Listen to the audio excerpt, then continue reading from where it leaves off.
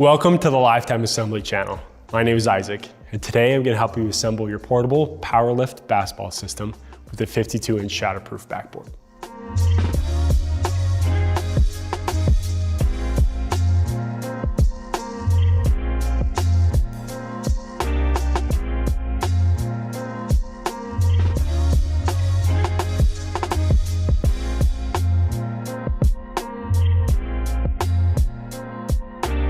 Before we get started, make sure the model number of your system is listed in the description below.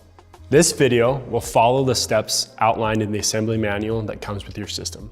So if you've already begun and need help on a specific step, check the description below for a timestamp associated with each step. There are steps in this assembly that require 2 people, so make sure you have at least one other adult available to help. Before we get into the assembly process, let's take a look at the tools you'll need to complete the job. You may want to pause the video now so you can gather the supplies shown on the screen. Also, you may see us use an impact driver. If you decide to use one as well, be careful not to over-torque or over-tighten the hardware. Depending on how you decide to fill the base of your system, you will also need a funnel and 325 pounds of sand or a hose connected to a water source. This video is meant to be a companion to the assembly manual and not a direct replacement. For the best results, have the assembly manual on hand as you complete the build. It is also crucial that you refer to the assembly manual to review the safety instructions of this build to avoid serious injury or property damage. All right, let's get started.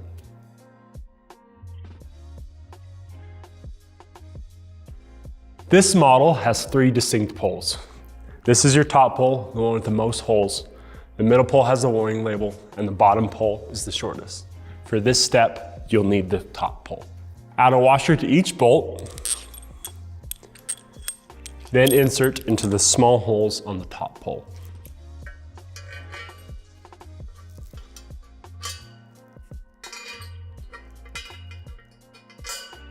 On the opposite side, add the sleeves.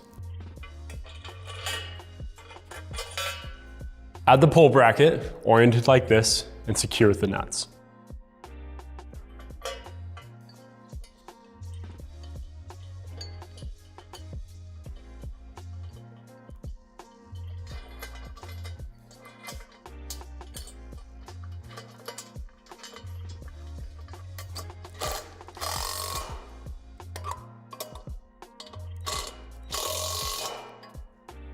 Slide the top pole onto the middle pole, making sure that this hole at the bottom of the top pole lines up with the slit at the top of the middle pole.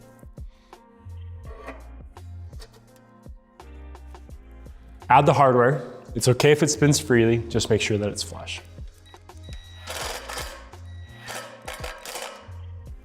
Repeat the previous step with the bottom pole going into the middle pole.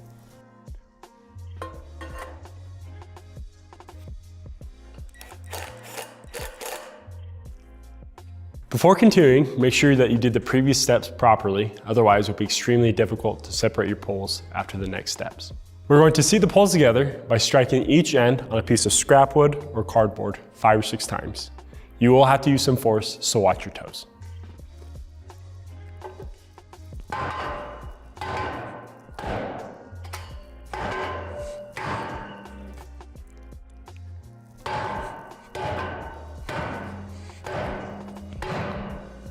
It's important that you complete this step, otherwise your poles may separate during use, causing serious injury or property damage.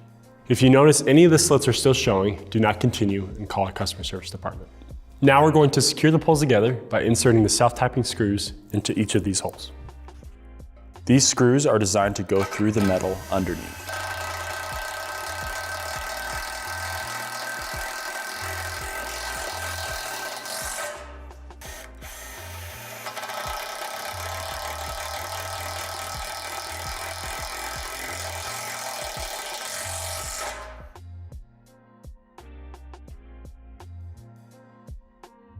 Insert the long axle into the bottom holes of the bottom pole.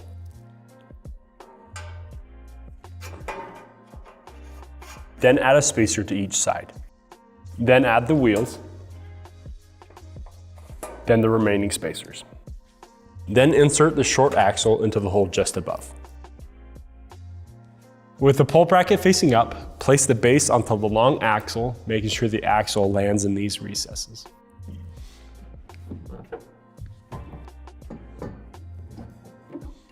Rotate the pole up so the short axle rests on these notches.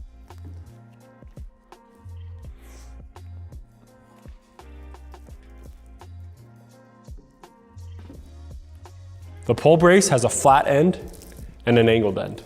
Connect the flat end onto this hole in the base right here, making sure that the angled end is oriented like this. This next step will be easiest if you lay the system on its side. This hole in the base may not be drilled out in your system. For extra help, click this link for a video.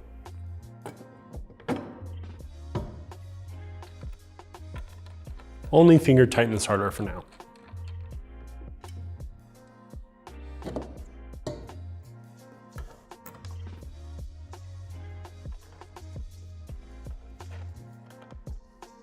Secure the other ends of the pole braces to the pole with the hardware. The bolt may seem like it's too short, but the nut catches it on the inside.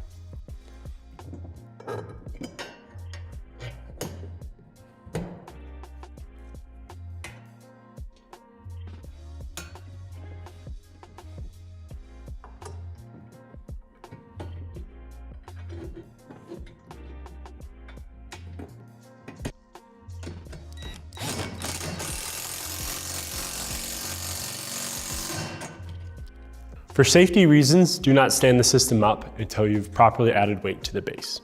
Once that hardware is tight, go back on the opposite end of the pole brace and tighten this hardware.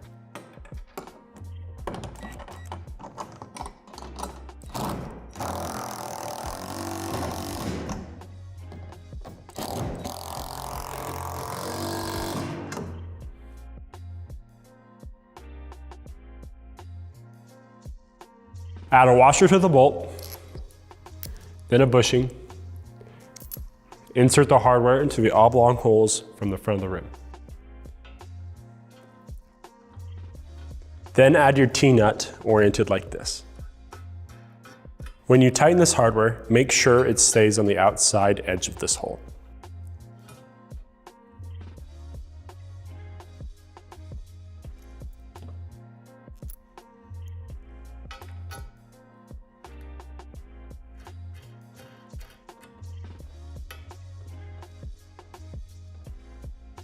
Be careful not to over tighten this hardware. You don't want the bushings to bulge.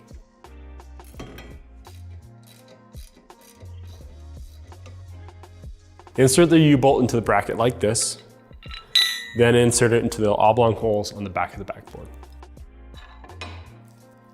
Place a plastic guard on the rim like this, then place the rim on the front of the backboard, making sure the U-bolt goes through these holes.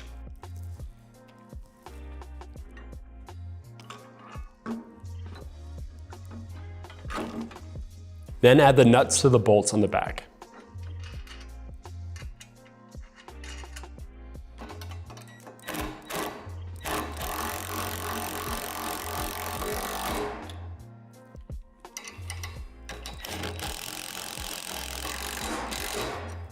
Add the backboard brackets on the outside of these holes, oriented like this, then add your hardware going from outside in.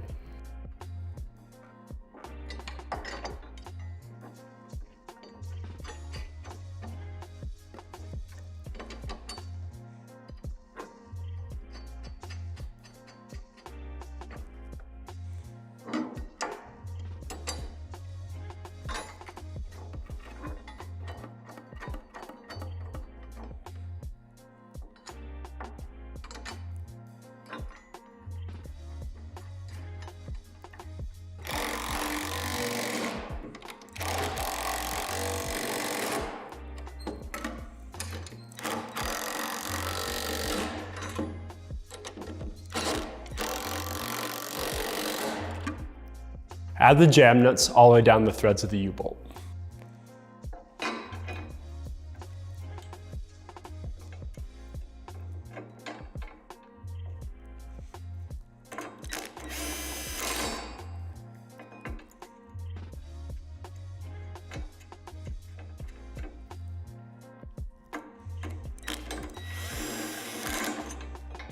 Then add your springs.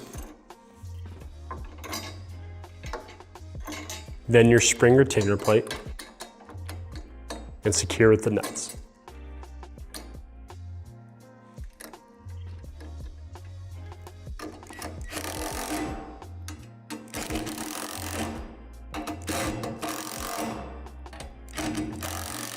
Only tighten enough so the rim doesn't wobble.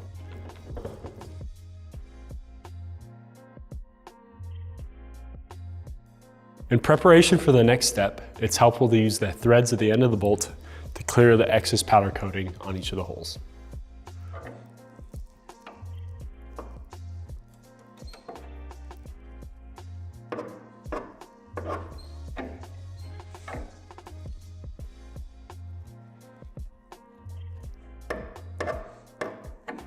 Attach the sword extension arms to the inside of the backboard brackets through these holes, making sure to add a spacer between.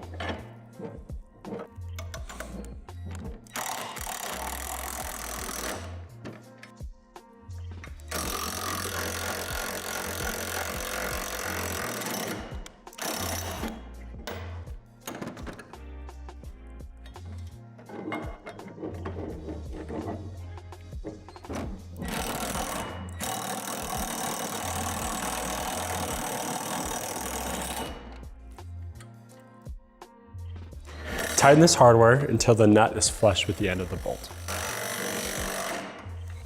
Attach the long extension arms to these holes on the inside of the backboard bracket, making sure that these two holes close together go away from the backboard.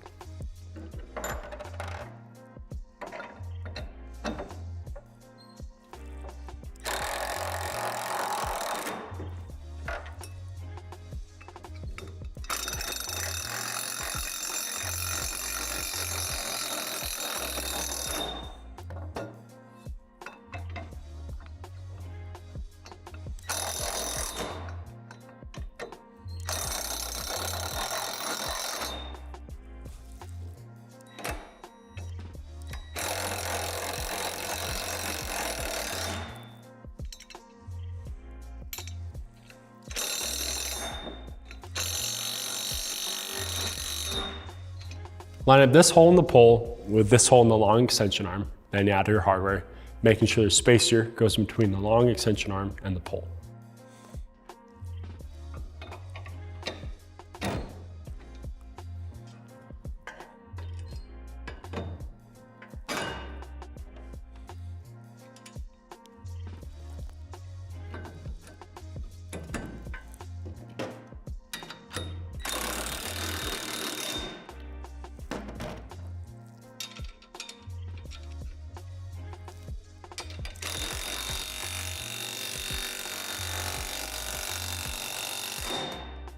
Repeat the previous step, attaching the end of the short extension arms to this hole on the pole.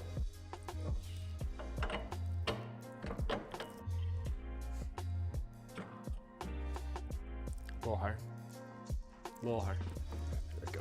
Right there.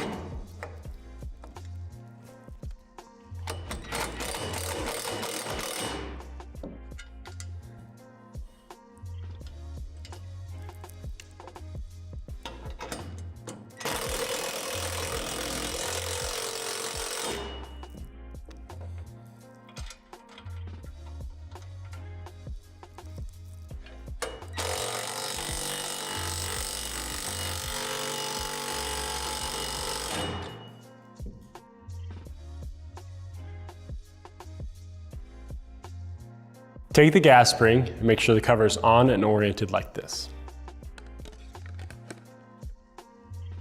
Line the holes in the pole bracket with the holes in the gas spring and cover and add your hardware.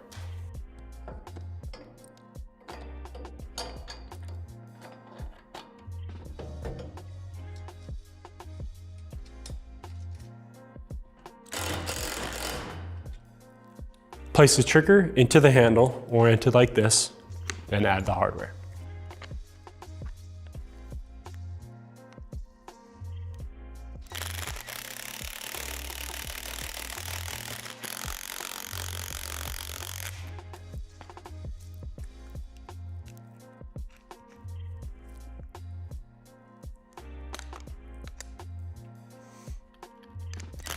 Tighten this hardware until the nut is flush with the end of the bolt. Insert the release pin into the oblong holes on the gas spring. Line up these holes in the handle with these holes in the pole, making sure to add a spacer in between.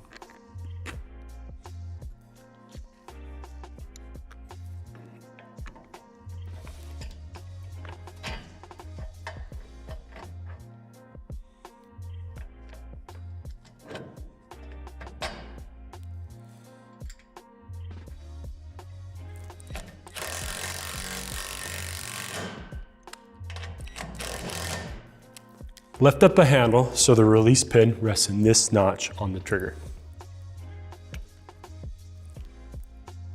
Now add your hardware into these holes, making sure that the lifter arm goes in between the handle and the trigger.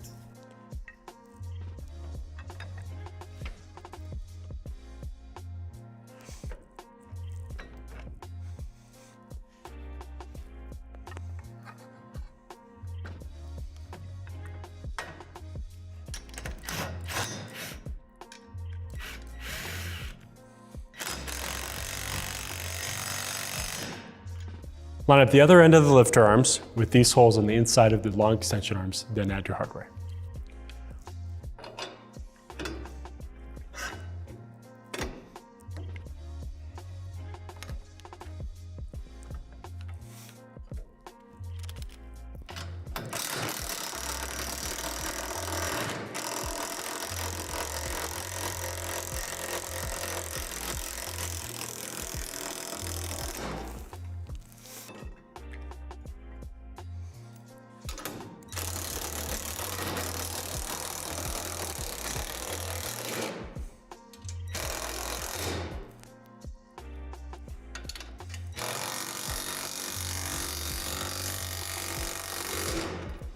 Add some of the provided grease to the release pin.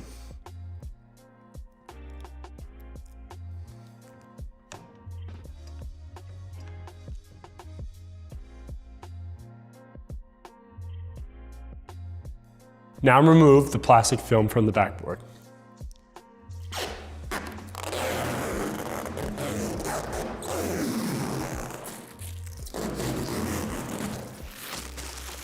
Add the center frame pad just below the rim, secure with self-tapping screws.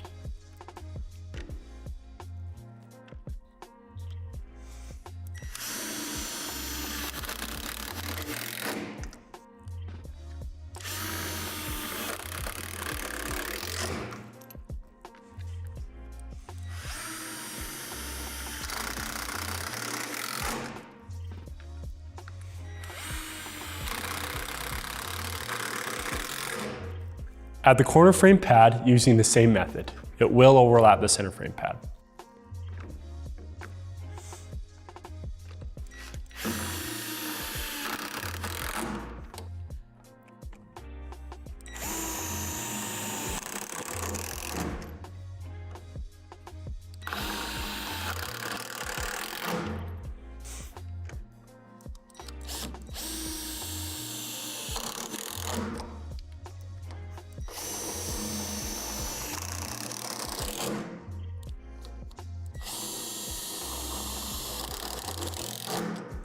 This step goes over how to fill the base of your basketball system. You can click on this link here or refer to your manual in section 6 on how to do so. We've already filled the base of this system, so we're going to move on to the next steps. Now go ahead and add the pole cap.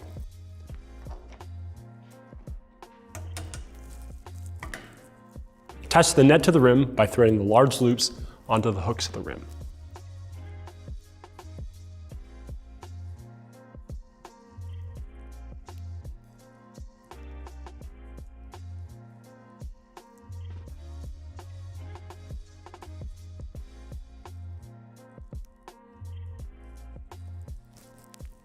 Raise the system so the rim measures 10 feet from the playing surface.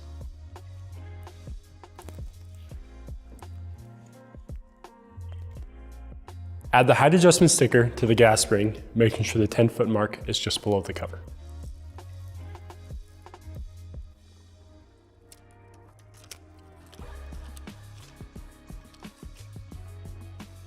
Thank you for watching this video on how to assemble your lifetime portable powerlift basketball system with a 52-inch shatterproof backboard.